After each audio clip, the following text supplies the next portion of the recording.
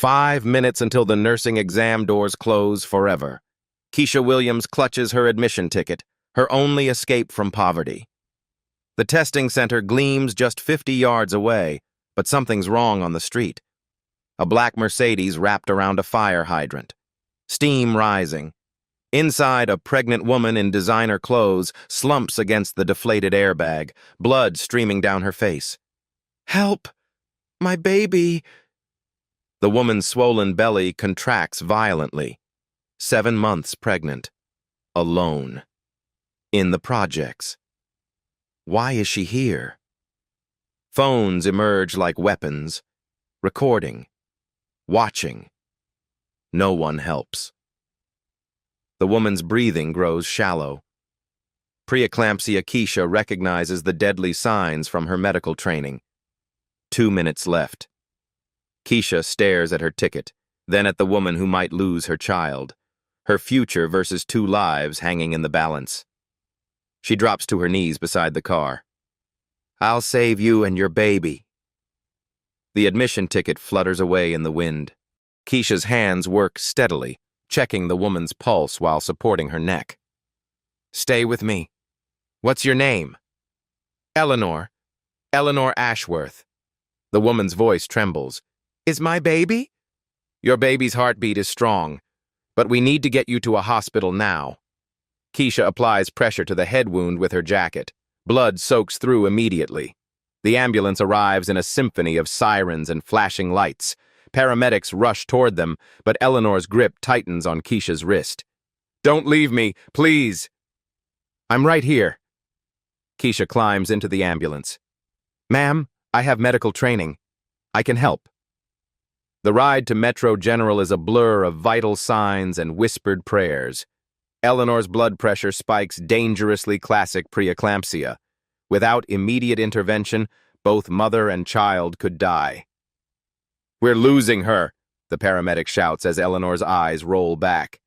Keisha positions Eleanor on her left side, elevating her legs. This reduces pressure on the vena cava, helps blood flow to the baby. The paramedic stares.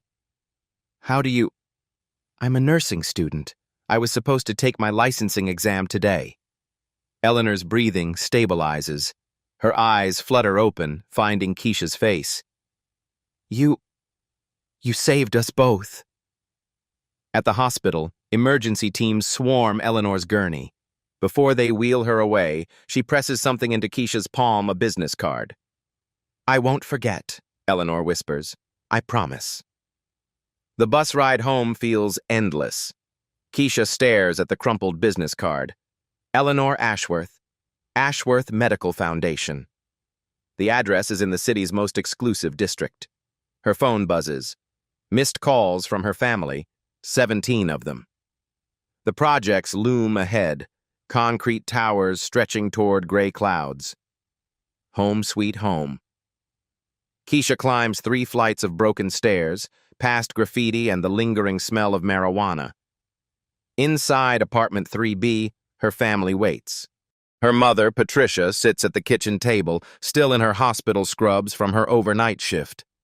Her younger brother, Marcus, slouches on the couch, textbook open but eyes fixed on his sister. "How'd it go?" Patricia asks, hope flickering in her tired eyes. Keisha's silence says everything. "You didn't take it." Marcus closes his book with a snap. "Tell me you didn't throw away 4 years of studying for some stranger." She was pregnant, 7 months, having complications. There were paramedics. She would have died, Marcus, her and her baby. Patricia reaches across the table, taking her daughter's hands. "You did the right thing, baby girl." "Did I?" Keisha's voice cracks. "The next exam isn't for 18 months. By then, we'll have lost the apartment, Grandma's medical bills. We'll figure it out." But Patricia's words sound hollow. They both know math. Without Keisha's nursing salary, the family faces eviction within 3 months. Marcus stands abruptly. "Was it worth it? Saving some rich lady who'll never think about you again?" The business card feels heavy in Keisha's pocket. Eleanor Ashworth. That name sounds familiar, but she can't place it. Later that night, Keisha lies awake on the pull-out couch, listening to sirens wail outside. Her grandmother's oxygen concentrator hums from the back bedroom, a constant reminder of mounting medical costs. She pulls out her phone and searches for Eleanor Ashworth. The screen floods with images. Eleanor at charity galas. Eleanor cutting ribbons at hospital openings. Eleanor beside a tall, silver-haired man identified as William Ashworth, tech billionaire and philanthropist. A billionaire's wife. Keisha saved a billionaire's wife. The irony isn't lost on her. She sacrificed her future to save someone who could buy and sell her entire neighborhood without blinking. But in the ambulance, Eleanor hadn't looked like a billionaire's wife. She'd looked like a terrified mother, desperate to save her unborn child. Keisha stares at the business card until her eyes blur. "I won't forget," Eleanor had promised. Rich people make a lot of promises they don't keep. Still, something in Eleanor's eyes had seemed different, genuine. Outside, the city never sleeps. Car horns blend with distant music and shouting, the project's pulse with life harsh, unforgiving, but real. Keisha closes her eyes and tries not to think about the nursing exam she'll never take, about the family depending on her, about the future that slipped away the moment she chose compassion over ambition. Tomorrow, she'll return to double shifts at the diner. She'll pretend the business card doesn't exist. But tonight, she allows herself to wonder, what if Eleanor Ashworth really meant what she said? 3 weeks pass like a slow bleed. Keisha's alarm screams at 4:30 a.m. Another double shift at Metro General, not as a nurse, but mopping floors and emptying bedpans. The same hospital where she saved Eleanor Ashworth's life. She watches real nurses rush past, their scrubs crisp and purposeful. That should be her. Would be her if she hadn't torn up her future for a stranger. "Williams, the trauma bay needs cleaning. Blood everywhere." The supervisor doesn't look up from his clipboard. Keisha grabs her mop bucket. In Trauma Bay 3, she finds the aftermath of a motorcycle accident. Red stains the floor in abstract patterns. She's seen this before too many times. As she works, she overhears the attending physician. "Hemorrhage, possible internal bleeding, get me 2 units of O-neg stat." Her hands move automatically, but her mind calculates. Based on the patient's vitals, they need to check for splenic rupture. The blood loss pattern suggests, "Excuse me, you missed a spot." Keisha blinks. She's a janitor, not a nurse, not anything. The afternoon sun beats down mercilessly as Keisha walks 12 blocks to her second job. Gas is too expensive, and the bus routes don't reach Mercy Diner, a greasy spoon that serves coffee strong enough to wake the dead and hope thin enough to disappoint. "You're late." Ruby, the owner, doesn't look up from the grill. "Sorry, the hospital. I don't pay you to have excuses. Table 6 wants their order." Keisha ties her apron and surveys the lunch crowd. Construction workers, taxi drivers, people who pay in crumpled bills and spare change. Her people. She understands this world. At table 6, an elderly man studies the menu with thick glasses. "What's good here, sweetheart?" The coffee's honest. Everything else is edible. She manages a smile. "Meatloaf's fresh today." He laughs, a sound like sandpaper on wood. "Honest coffee, I like that." The afternoon blurs past, orders shouted, plates balanced, tips counted in quarters and singles. Keisha's feet scream in protest, but she doesn't slow down. At 8 p.m., Ruby tallies the register. $63, not bad for a Tuesday. $63 for 12 hours of work. Keisha does the math automatically. At this rate, it would take her 47 years to save enough for nursing school. Home means climbing 3 flights of stairs that wheeze and groan under her weight. The elevator's been broken for 6 months. The landlord promises repairs that never come. Inside apartment 3B, the air hangs thick with the smell of instant noodles and desperation. Marcus sits at the kitchen table, textbooks scattered like fallen leaves. He's 17, sharp as a blade, and angry at the world. "How much today?" he asks without looking up. "Enough." Keisha dumps her tips on the counter, mostly coins, a few bills. "How's Grandma?" "Sleeping. The oxygen tank's almost empty. Each tank costs $97. Insurance covers 60%, leaving them with $38 they don't have. Keisha counts her tips, $41.37. Close enough. In the back bedroom, Grandma Rose sleeps fitfully. At 78, she raised Keisha when Patricia worked double shifts. Now cancer eats her from the inside, one breath at a time. "How are you doing, Grandma?" Keisha whispers. Rose's eyes flutter open, cloudy, but still sharp. "Did you become a nurse today?" The question hits like a physical blow. "Not yet, Grandma. Soon." "Good.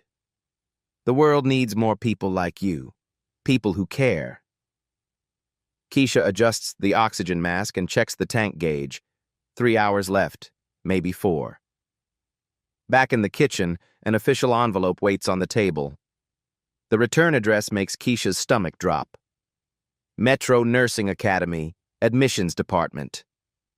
Her hands shake as she opens it.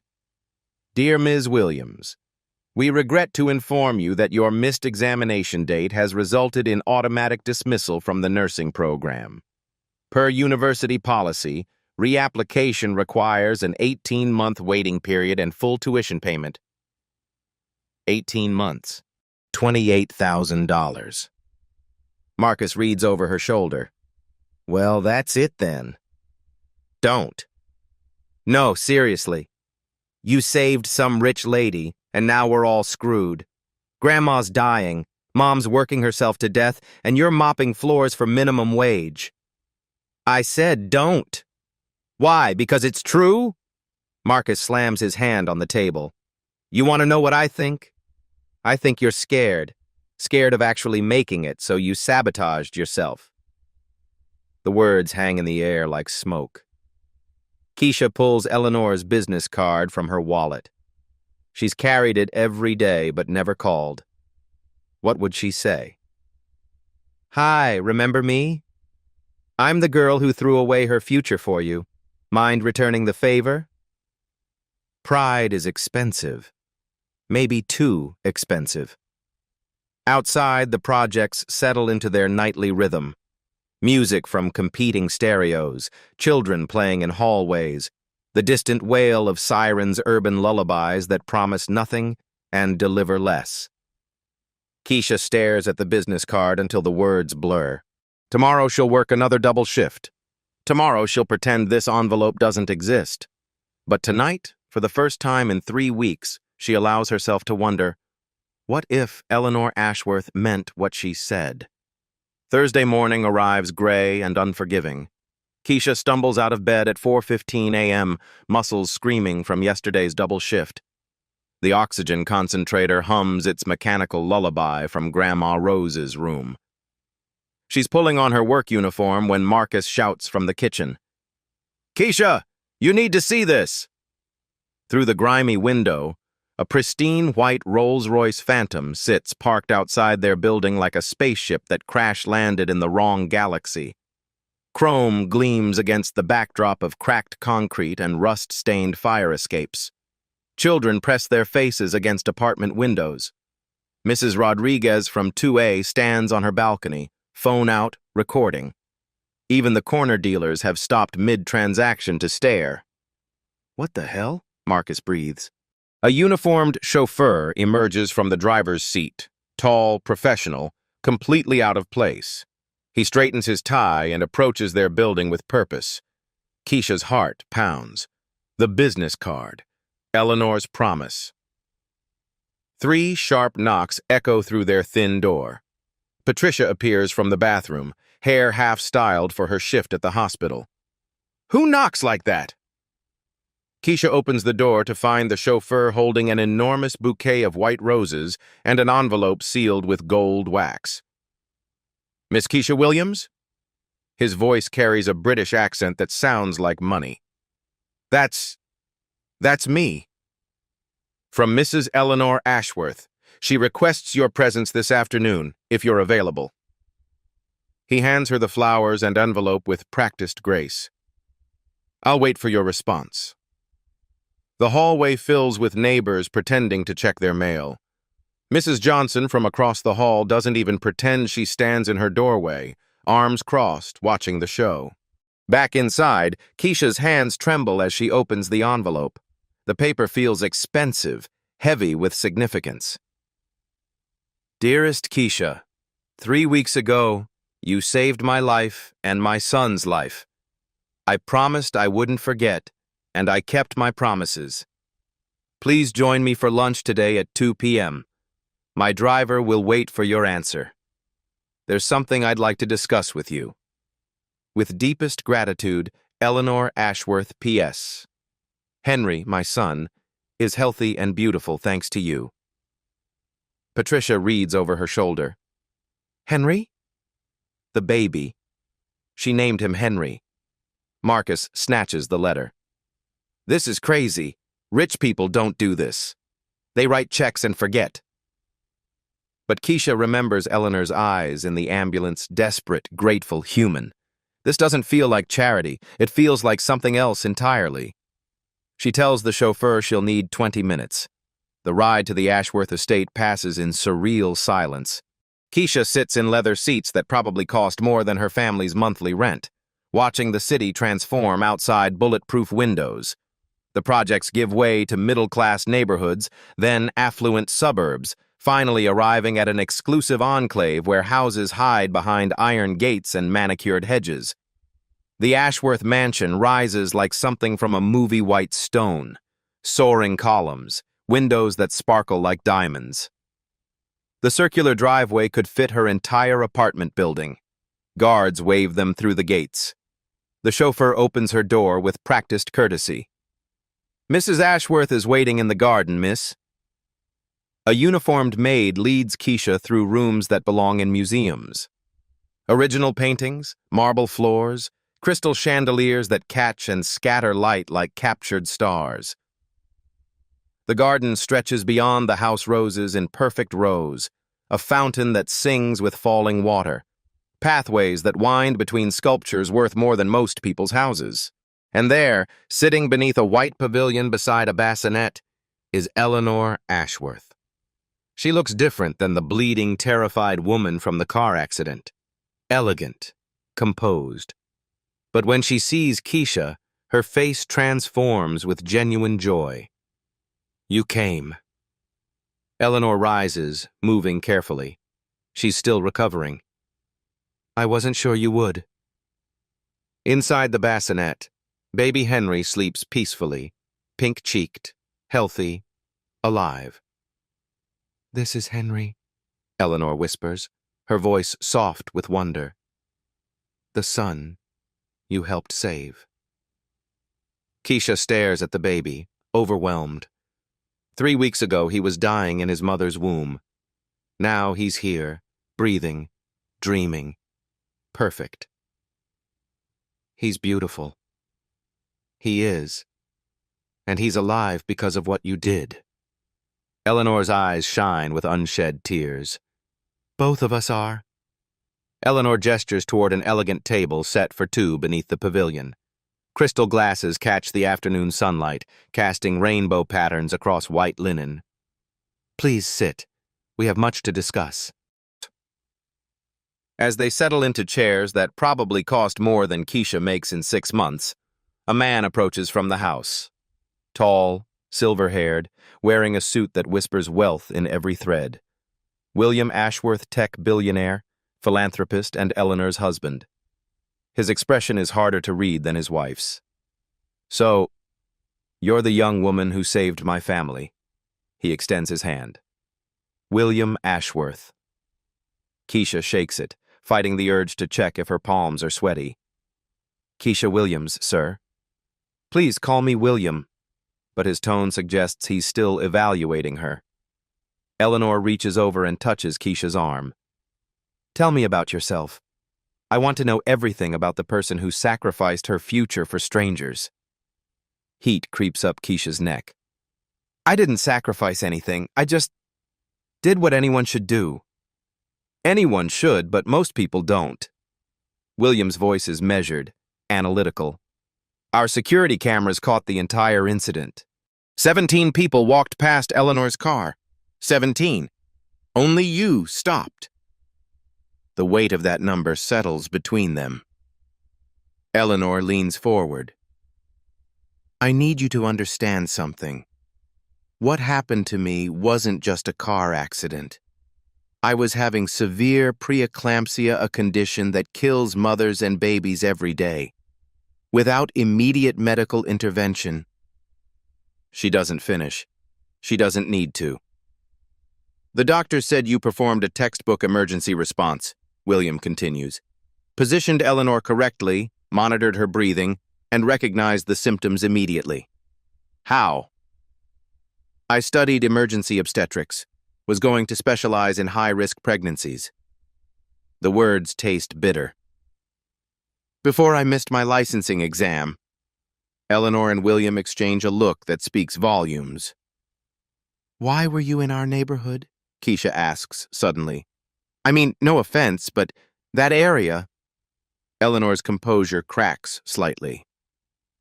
I was visiting someone I'd lost touch with. A family matter. Her voice carries old pain. It doesn't matter now.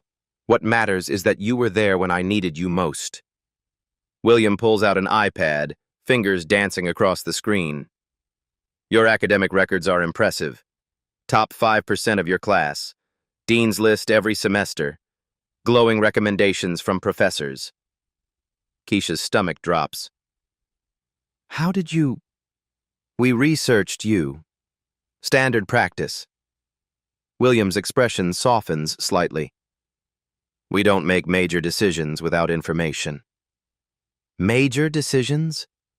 Eleanor reaches into the bassinet and lifts Henry, who stirs but doesn't wake. My husband and I have been discussing how to properly thank you. Money seems insufficient. We'd like to offer you something more meaningful, William says. A chance to complete your education and pursue your calling. Keisha's heart hammers.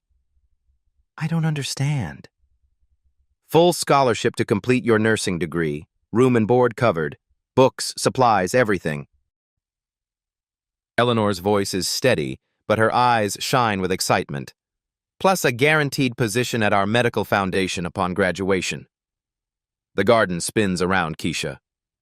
That's over $30,000. Money we spend without thinking, William says bluntly. You saved something money can't buy my family. I can't accept charity. The words come out sharper than Keisha intended. I'm sorry, but I don't take handouts. Eleanor and William exchange another look. What if it wasn't charity? Eleanor asks carefully. What if you earned it? How? William leans back in his chair. Our foundation runs several medical outreach programs, free clinics, mobile health units, emergency response training. We need someone with your skills and background to help coordinate medical services. Part-time work while you complete your degree, Eleanor adds. 20 hours a week, real responsibility, real impact, real salary. Keisha's mind races. You're offering me a job? We're offering you a partnership, William corrects. You understand the communities we serve because you come from them. You know what it's like to choose between medication and rent, between doctor visits and groceries. Most importantly, Eleanor says, shifting Henry to her other arm, you've proven you put saving lives above personal gain. That's exactly who we need running our community health initiatives. The offer hangs in the air like a bridge between two worlds. Why? Keisha whispers. Really, why would you do this? Eleanor is quiet for a long moment, studying her son's sleeping face. 3 weeks ago, I was visiting my daughter, my first daughter. I never told you about her. William's jaw tightens, but he doesn't interrupt. Sarah was 22, struggled with addiction, lived in the projects not far from where you found me. Eleanor's voice wavers. She overdosed that morning. I was driving back from identifying her body. The truth hits like a physical blow. Eleanor wasn't just a rich woman slumming it in the wrong neighborhood. She was a grieving mother. The accident happened because I was crying. Couldn't see the road clearly. Eleanor's tears fall freely now. I was ready to die, ready to join Sarah. But then you appeared. William reaches over and takes his wife's free hand. You saved my life when I didn't want to be saved, Eleanor continues. Reminded me I had another child to live for. Henry exists because you chose compassion over convenience. Keisha wipes her own eyes, overwhelmed. So this isn't charity, William says firmly. This is recognition, investment in someone who embodies everything our foundation stands for. There's one condition, Eleanor adds with a watery smile. You have to promise to call me Eleanor. None of this Mrs. Ashworth business. We're family now. Keisha looks around the garden at the impossible luxury, the sleeping baby, the two people offering to change her life forever. 3 weeks ago, she was nobody special, a nursing student from the projects with big dreams and empty pockets. Now she's sitting in a billionaire's garden, being offered a future she never dared imagine. I don't know what to say. Say yes, Eleanor whispers. Say you'll let us do for you what you did for us. Save a life. Henry chooses that moment to wake up, blinking up at his mother with dark, curious eyes. He's perfect, healthy, alive, because Keisha made an impossible choice 3 weeks ago. Yes. The word comes out as a whisper, then stronger. Yes, I'll do it. Eleanor's smile could power the entire city. Welcome to the family, Keisha Williams. For the first time in weeks, Keisha allows herself to believe in second chances. 2 months later, Keisha's life has transformed beyond recognition. Her new apartment near Metropolitan Nursing College is small but clean worlds away from the projects. Sunlight streams through windows that actually open. The refrigerator hums quietly, stocked with food that doesn't come from a can. She video calls her family every morning. Today, Patricia appears on screen in their old kitchen, but something's different. New appliances gleam in the background. The foundation paid off Grandma's medical bills, Patricia says, tears in her eyes. All of them. She's getting better care now. Real care. Marcus leans into frame, wearing a new school uniform. I got into St. Augustine Prep. Full scholarship. Eleanor said academic excellence runs in families. Keisha's throat tightens. Eleanor didn't just save her, she lifted up everyone she loves. At Metropolitan, professors treat her with newfound respect. Her advisor, Dr. Martinez, reviews her course load with enthusiasm. Emergency obstetrics, pediatric care, community health nursing, an ambitious schedule for someone starting mid-semester. I have catching up to do. Keisha adjusts her crisp new textbooks. They still smell like possibilities. The Ashworth Foundation specifically requested you for their practicum program. That's unprecedented. Dr. Martinez studies her file. What exactly did you do to earn their attention? The right thing at the right time.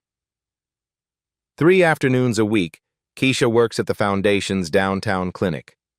It's in the heart of the projects, her old neighborhood, but she sees it differently now. Not as a trap, but as a community that needs healing. Today, she assists Dr. Brooks with prenatal checkups. Mrs. Rodriguez from her old building sits on the examination table, 5 months pregnant and terrified. Mija, is that you? Keisha from 3B? Mrs. Rodriguez's face lights up. I heard about you and that rich lady. You're famous around here. Just lucky. Keisha checks her blood pressure elevated but manageable. How are you feeling? Scared. This baby, I'm 42. Too old for this. You're perfect for this. Keisha meets her eyes. We'll take good care of you. Both of you. That evening, Keisha returns to the Ashworth estate for dinner, a weekly tradition Eleanor insisted upon. The dining room could seat 30, but they prefer the cozy breakfast nook overlooking the garden. Henry, now 4 months old, babbles from his high chair, reaching for everything with chubby fingers. When he sees Keisha, he squeals with delight. "He lights up whenever you visit," Eleanor observes. "I think you're his favorite person." "Smart kid." William sets down his phone, unusual for him during family time. "I've been fielding calls about you all week." "Good calls or bad calls?" "Excellent calls. The clinic's patient satisfaction scores have skyrocketed since you started. People trust you." Eleanor bounces Henry on her lap. "They should. You saved their neighbor's life." Word spreads fast in tight communities. Through the window, the garden glows in golden hour light. 6 months ago, Keisha was mopping floors and counting quarters. Now she's studying advanced maternal care and building trust in communities that hospitals had forgotten. But something in William's expression suggests change is coming. His phone keeps buzzing with calls he's ignoring, a first since she's known him. Eleanor notices too. "What aren't you telling us?" William's jaw tightens. Marcus Reed has been asking questions about the foundation's finances, and about you, Keisha. The name means nothing to her, but Eleanor's face goes pale. He's back? He never really left. The first blow comes on a Wednesday morning. Keisha is reviewing patient files at the foundation clinic when her phone explodes with notifications. Text messages, missed calls, news alerts, all bearing the same devastating headline. Nursing student under investigation for fraudulent claims. Her hands shake as she opens the lead article from Channel 7 News. Keisha Williams, 22, is under investigation by the State Nursing Board for allegedly fabricating her role in a medical emergency 3 months ago. Sources claim Williams exaggerated her actions to gain financial benefit from the wealthy Ashworth family. The room spins. Keisha grabs the desk to steady herself as she continues reading. Anonymous complaints filed with the board suggest Williams may have staged elements of the incident to appear heroic. The complainant alleges Williams violated medical protocols by treating a patient without proper certification, potentially endangering lives. Dr. Brooks appears at her cubicle, face grim. "Keisha, we need to talk." His office feels like a tomb. Official letterhead from the State Nursing Board sits on his desk, crisp, white, damning. "They're demanding a full investigation," Dr. Brooks says quietly. "Until it's resolved, you're suspended from all medical activities. No clinic work, no patient contact." "This is insane. I saved Eleanor's life." "I know, but the board has to investigate any formal complaint. Their hands are tied." "Who would do this?" But even as she asks, Keisha suspects the answer. The Ashworth estate feels different when she arrives that afternoon. Security guards she's never seen before patrol the gates. William meets her at the door, his usual composure cracked. "We've been expecting you." He leads her to his study, all dark wood and leather-bound books. Eleanor sits in a chair by the window, Henry sleeping in her arms, but she looks like she's aged years in hours. "Marcus Reed," William says without preamble. "Eleanor's former friend. He filed the complaint." "Friend?" Keisha looks between them. Eleanor's voice is barely a whisper. "He asked me to marry him 15 years ago. I chose William instead. Marcus never forgave either of us." William pulls up news footage on his laptop. A well-dressed man in his 50s stands outside the State Nursing Board building, speaking confidently to reporters, handsome in a cold way, with eyes that calculate rather than feel. "Reed's been circling us for years," William continues, "looking for weakness, a way to damage our foundation, our family, our reputation." "But why target me?" "Because you're our weakness now," Eleanor says, tears streaming. "We love you like family. Hurt you, hurt us." On screen, Reed speaks with practiced authority. "The Ashworth Foundation claims to serve the community, But they're really serving themselves. Tax breaks, publicity, and now apparently buying loyalty from young people desperate for money. This investigation will reveal the truth about their so-called charity work. Keisha's phone buzzes. A text from Marcus. Saw the news. This is what happens when you trust rich people. Come home. There's more, William says grimly. He pulls up financial documents on his screen. Reed's been buying up medical contracts around the city. He wants to privatize emergency services, charge premium rates for what we provide free. If he can prove our foundation is corrupt, Eleanor adds, he gets our government contracts, millions of dollars in funding that currently goes to free clinics. Keisha stares at the documents. So I'm just collateral damage? You're the key to everything, William corrects. Reed needs to prove you're a fraud to discredit us. If the board finds against you, it undermines every program we fund. The weight of it crashes over her. Hundreds of patients who depend on free clinics. Families like hers who can't afford private health care. Children who need vaccines. Mothers who need prenatal care. Elderly people who choose between medicine and meals. What evidence does he have? William's expression darkens. Security footage from the intersection is missing. Traffic cameras mysteriously malfunctioned that day. The paramedics who responded have been transferred to different stations. Someone's been very thorough, Eleanor adds bitterly. But there are witnesses. People saw what happened. Poor people. William's bluntness cuts deep. Reed's lawyers will paint them as unreliable. Drug users, criminals, people who'd say anything for money.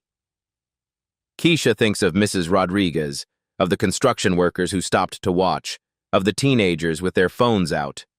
In Reed's world, their testimony means nothing. The hearing is next week, William continues. If the board rules against you, they'll recommend criminal charges, practicing medicine without a license, fraud, endangering a patient. Criminal charges? Keisha's voice cracks. Prison time. Permanent ban from health care. Your nursing career is over before it starts. Eleanor shifts Henry to her other arm, her movements careful and deliberate. We won't let that happen. At that. Yet how can you stop it? We're working on that, William says, but his tone lacks confidence. That evening, Keisha walks through her old neighborhood. News vans line the streets, reporters hunting for quotes, neighbors who remember the girl from 3B who made it out. Mrs. Rodriguez waves from her window, 7 months pregnant now, glowing with health. Mija, don't listen to what they say on TV. We know what you did. But doubt creeps in as Keisha climbs the familiar stairs to apartment 3B. What if she'd made a mistake that day? What if her inexperience had made things worse? What if Reed is right? Inside, her family waits with grim faces. Pack your things, Patricia says without greeting. You're moving back home. Mom. This association with those people is destroying you. I should never have let you get involved with them. Marcus sits at the kitchen table, laptop open to the news coverage. They're saying you might go to prison. Prison, Keisha. I saved a woman's life. A woman's... You saved a rich woman who's now abandoning you, Patricia shoots back. Where are the Ashworths now? Why aren't they defending you publicly? The question hangs unanswered because Keisha doesn't know. William mentioned working on it, but what does that mean? Behind-the-scenes phone calls? Political pressure? Legal maneuvering? Nothing that helps her sleep at night. They love me, she says weakly. Love doesn't pay legal bills, Marcus replies. Love doesn't keep you out of prison. Through the thin walls, Keisha hears neighbors arguing about her. Some defending, others condemning. The projects have turned into a battleground, and she's standing in the crossfire. Her phone buzzes with a text from Eleanor. Don't lose faith. We're family. Family protects family. But as Keisha stares out at the city lights, she wonders if love is enough to overcome money, power, and a system designed to protect people like Marcus Reed while crushing people like her. Tomorrow she'll face reporters. Next week she'll face the nursing board.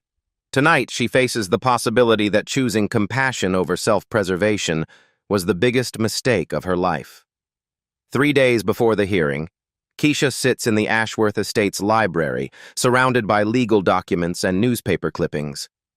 Her eyes are red from crying and sleepless nights. Eleanor enters quietly, carrying baby Henry and a steaming cup of coffee. "You haven't eaten today," Eleanor observes, setting down a plate of sandwiches. "It's hard to have an appetite when you're facing prison." Keisha's voice is hollow. "Maybe I should just confess. Say I exaggerated my role. Take a plea deal." "Absolutely not." William's voice cuts through the room as he strides in, tablet in hand. "Reed would love that. It would validate every lie he's told. But what if I really did make mistakes that day? What if—" "Stop." Eleanor sits beside her, Henry gurgling happily. "You saved our lives, both of us." "That's not opinion, it's medical fact." William pulls up a chair, his expression more determined than Keisha has ever seen. "I've been investigating Reed for the past week. Want to know what I found?" He opens his tablet, revealing financial records. 3 months ago, Reed purchased a controlling stake in Metro Medical Services, the largest private ambulance company in the state. So if he destroys our foundation's credibility, the city will cancel our emergency response contracts. Guess who gets them? William's smile is cold. Reed stands to make $15 million annually from services we currently provide for free. Eleanor's face hardens. "This was never about me or what happened that day. It's about money. Always is, with Reed." William continues scrolling through documents. "But here's the interesting part. He's been planning this for months. The complaint against you was filed the day after the accident was reported in the news." Keisha looks up sharply. "Up. The day after? But how could he know details about what happened?" "Exactly." William's eyes gleam. "How could he know enough to file a detailed complaint unless he was already watching us?" A chill runs down Keisha's spine. "You think he's been spying on your family?" "I think Marcus Reed is desperate," Eleanor says quietly. "Desperate men do dangerous things." William pulls up another screen security footage from various locations around the city. "I hired a private investigator to trace Reed's movements. Look at this." The grainy footage shows Reed meeting with various officials, nursing board members, city councilors, hospital administrators. All lunch meetings, all cash payments visible. He's been buying influence, Keisha realizes, for months. But there's something else. William fast-forwards through the footage. "The investigator found this from the morning of your accident." The screen shows Reed's car parked 3 blocks from the intersection where Eleanor crashed. Timestamp, 7:43 m, 20 minutes before the accident occurred. "He was there," Eleanor breathes. "He was watching you," William corrects. "Following you. The question is why?" Eleanor's face goes pale. "Sarah. He knew I was visiting Sarah that morning." "Your daughter?" "I'd been visiting her every week for months, trying to help her get clean. Same time, same route." Eleanor's voice shakes. "If Reed was following me—" "He knew your routine," Keisha finishes. "He knew you'd be vulnerable, emotional after visiting her." William nods grimly. "The accident might not have been an accident." The room falls silent except for Henry's soft babbling. "You think he caused the crash?" Keisha's voice is barely a whisper. "I think he created the conditions for it," William says carefully. "Distracted drivers, construction zones with confusing signs, a route that forced you through the projects where he knew no one would help quickly."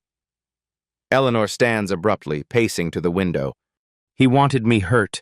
I wanted our family destroyed." But his plan backfired, Keisha realizes, because I stopped to help. Exactly. So now he's trying to destroy you to complete what he started. William closes the tablet. The question is, how do we prove it? Eleanor turns from the window, her expression resolute. The same way we prove everything else. With evidence. What evidence? The traffic cameras are gone, the paramedics transferred. Not all the evidence. Eleanor's smile is sharp. Reed may have bought off officials, but he can't buy off everyone. William catches on first. The hospital records. Dr. Martinez was the attending physician that day. She documented everything: your response time, the specific medical interventions you performed, my condition when I arrived. Eleanor's voice grows stronger. Medical records don't lie. And there's something else, William adds, pulling up his phone. Our investigator found the original 911 call recording. The dispatcher who took the call remembers it clearly because the caller, Keisha, provided such detailed medical information. They keep those recordings? For 7 years, and they're admissible in court. For the first time in days, hope flickers in Keisha's chest. So we fight back. We fight back, Eleanor confirms. But we need more. Reed's lawyers will argue that hospital records can be interpreted in different ways, that 911 calls don't prove competence. William stands, straightening his tie with military precision. Then we get more. Reed thinks he's been clever, but rich men leave paper trails. Bank records, phone logs, travel receipts. If he's been orchestrating this conspiracy, there will be evidence. What do you need me to do? Keisha asks. Eleanor takes her hand. Trust us, and prepare to tell your story, the real story, in front of the nursing board, the media, anyone who'll listen. I'm scared. Good. William's smile is fierce. Fear keeps you sharp. Fear keeps you, and we're going to need you very sharp to take down Marcus Reed. The state nursing board hearing room buzzes with tension. Reporters line the back walls, cameras positioned for maximum drama. Keisha sits at a small table facing a panel of 5 stern-faced board members, her hands folded to hide their trembling. Across the aisle, Marcus Reed commands attention in a perfectly tailored suit, flanked by 3 expensive lawyers. He projects confidence, power, the certainty of a man who's never lost a battle that mattered. Board Chair Dr. Patricia Hendricks calls the session to order. We're here to investigate allegations against Ms. Keisha Williams regarding unauthorized medical practice and potential fraud. Mr. Reed, as the complainant, please present your case.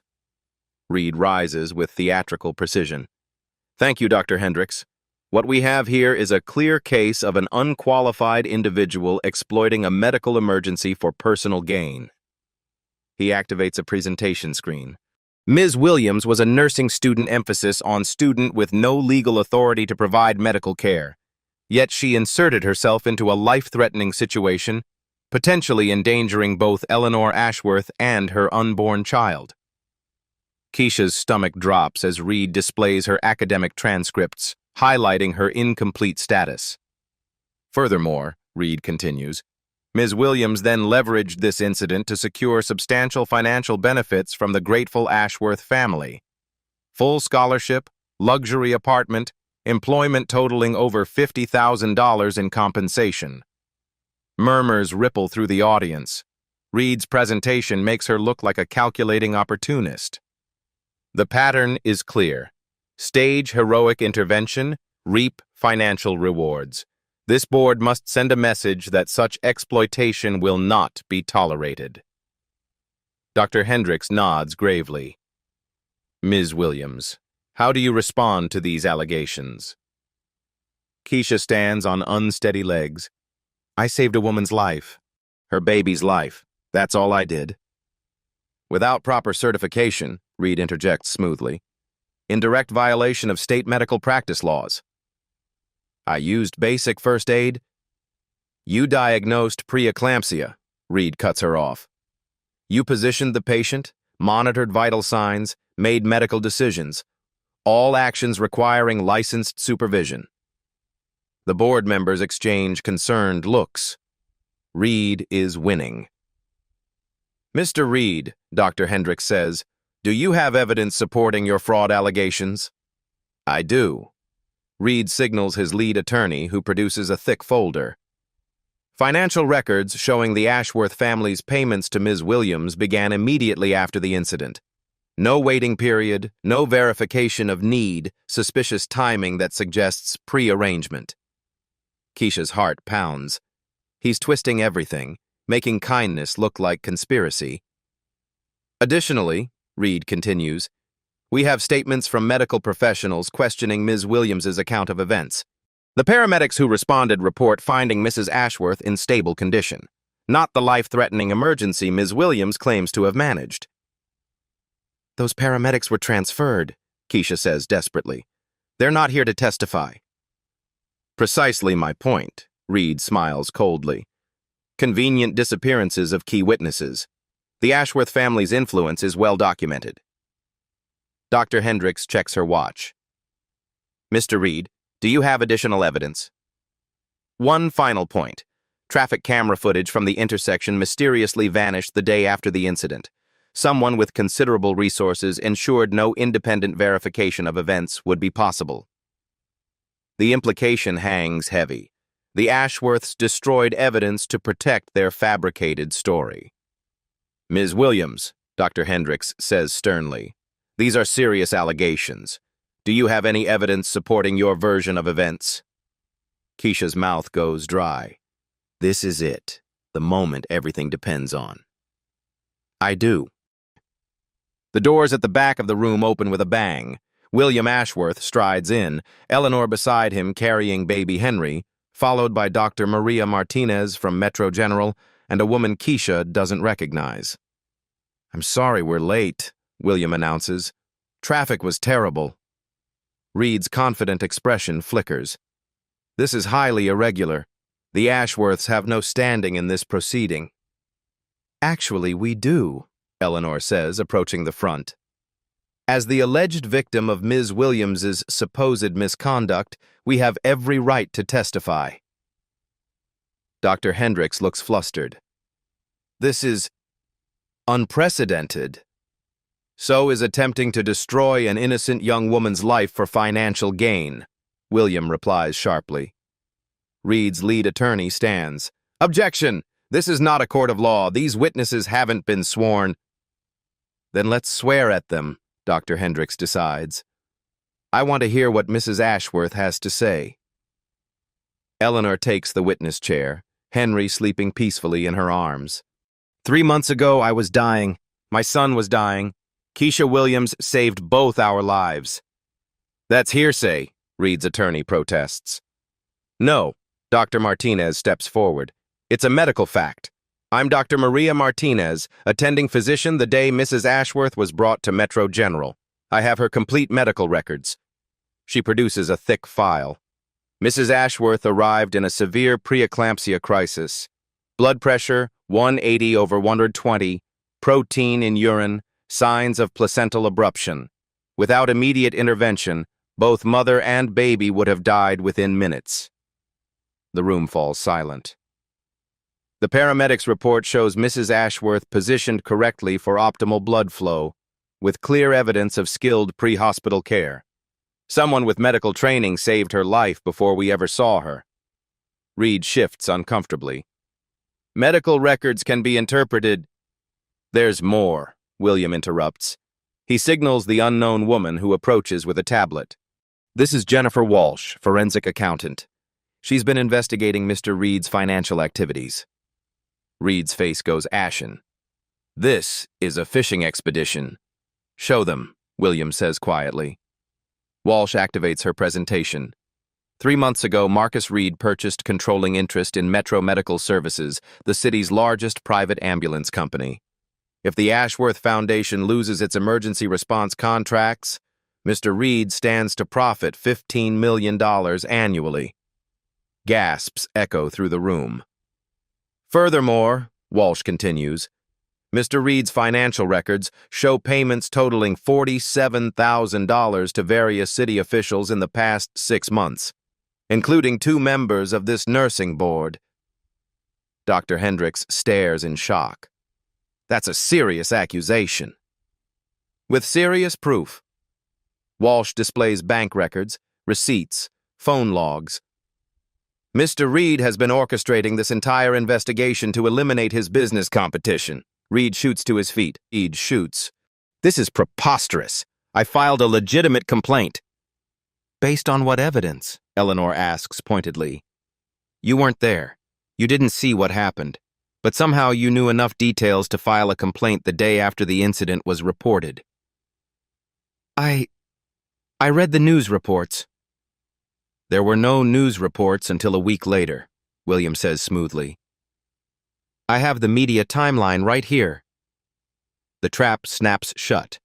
Reed's mouth opens and closes soundlessly. Dr. Martinez steps forward again. There's one more piece of evidence, the original 911 recording from that morning. She produces a small device. The dispatcher who took Keisha's call documented that she provided detailed, accurate medical information about preeclampsia symptoms, information only someone with real medical training would know.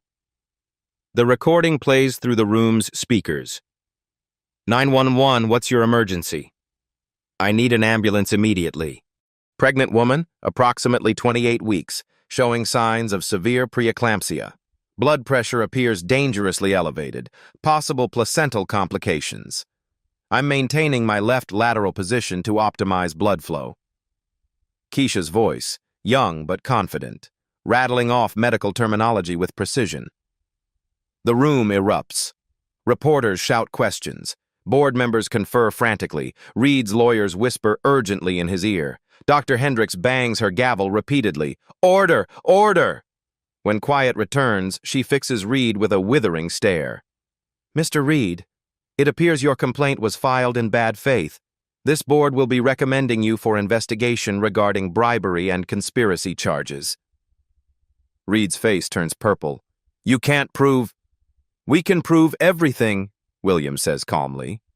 Bank records, phone logs, security footage showing you following my wife for weeks before the accident. Following her? Dr. Hendricks demands. Eleanor's voice is ice. He knew my routine visiting my daughter. He knew I'd be emotional, vulnerable. The accident wasn't random. The full scope of Reed's manipulation crashes over the room like a wave.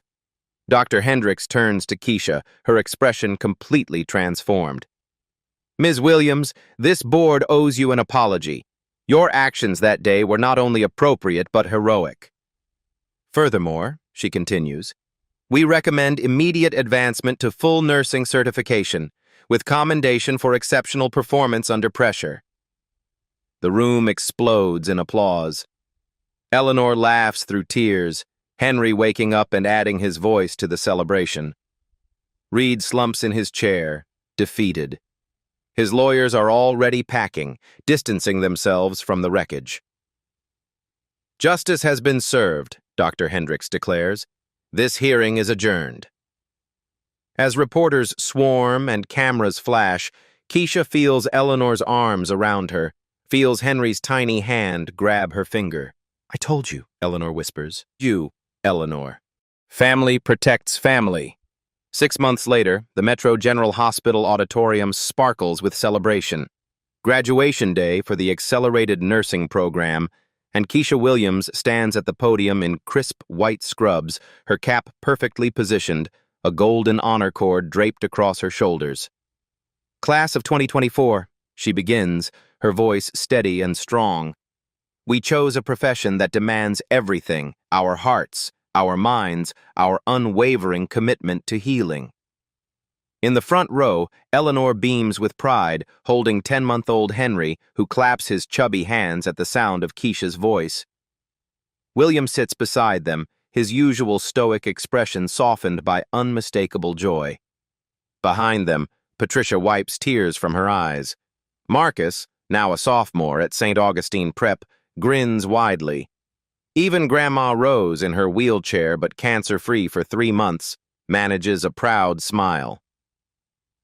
We learned that medicine isn't just about protocols and procedures, Keisha continues. It's about seeing humanity in every patient, dignity in every life, hope in every healing moment. The audience listens in rapt attention. Half of them know her story. The nursing student who risked everything to save strangers and discovered that kindness creates unexpected families. My professors taught me anatomy and pharmacology, but life taught me something more important. When we lift others up, we all rise together. Applause thunders through the auditorium. After the ceremony, the Ashworth family gathers in the garden of their estate, the same pavilion where Keisha first held baby Henry, where Eleanor offered her a future she'd never dared imagine. To Keisha, William raises his champagne glass, the newest director of emergency medical services for the Ashworth Foundation. Director? Keisha almost drops her glass. I thought I was starting as a staff nurse. Eleanor laughs, bouncing Henry on her lap. The board voted unanimously. Who better to run our emergency programs than someone who embodies their mission? But I just graduated.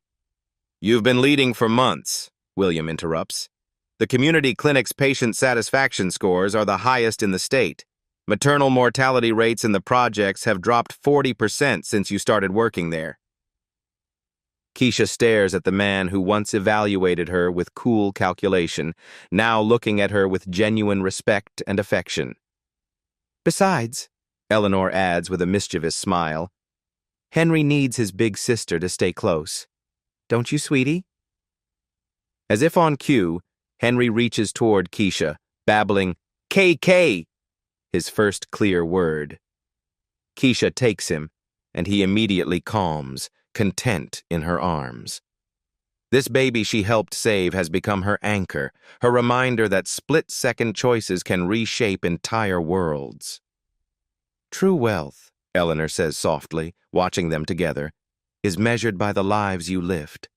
The phrase has become their family motto, etched on a plaque by the foundation's front entrance, spoken at every board meeting and lived daily through their work. As evening settles over the garden, Keisha rocks Henry gently, humming an old lullaby Grandma Rose used to sing. The baby's eyes flutter closed, completely trusting, completely safe. 6 months ago, she was a girl from the projects with impossible dreams. Today, she's Dr. Keisha Williams, Director of Emergency Medical Services, guardian angel to an entire community. Tomorrow, she'll start her new position, overseeing mobile clinics and emergency response teams that serve the forgotten neighborhoods where she grew up. But tonight, surrounded by the family she gained by choosing compassion over convenience, Keisha allows herself to simply be grateful. Sometimes the biggest risks yield the greatest rewards. Sometimes love really does conquer all. 5 years later, Dr. Keisha Williams stands outside Metropolitan Nursing College, watching a new generation of students rush toward their final exams. The morning sun casts familiar shadows across the cracked sidewalk where her life changed forever.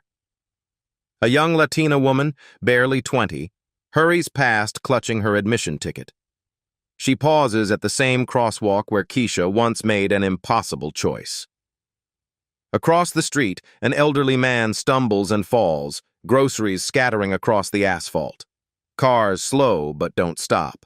Pedestrians check their phones, stepping around him. The young woman looks at her ticket, then at the fallen man. Her expression mirrors the same agonizing decision Keisha faced 5 years ago. Keisha approaches quietly. What's your name? Maria Santos. I'm late for my nursing exam. I know. Keisha's voice is gentle. I stood in this exact spot once. I had to choose between my future and helping a stranger. Maria's eyes widen with recognition. You're Dr. Williams. You're Dr. From the Ashworth Foundation. I am, and I'm here to tell you something important. Keisha places a hand on Maria's shoulder.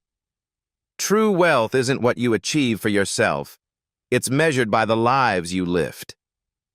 Maria looks at the elderly man, then at her ticket, then back at Keisha. Without hesitation, she tears the ticket in half and runs to help. Keisha smiles, pulling out her phone. Eleanor, I found our next scholarship recipient. Some cycles are meant to continue. Some choices echo through generations. Some moments of kindness reshape the world. If this story inspired you to believe in the power of compassion, hit that like button and subscribe for more uplifting tales. Share your own acts of kindness in the comments below, because every story of love shared makes the world a little brighter. Reality isn't always easy to hear, but that's exactly why we tell it. At Black Voices Uncut, we go beyond the surface, showing what others won't.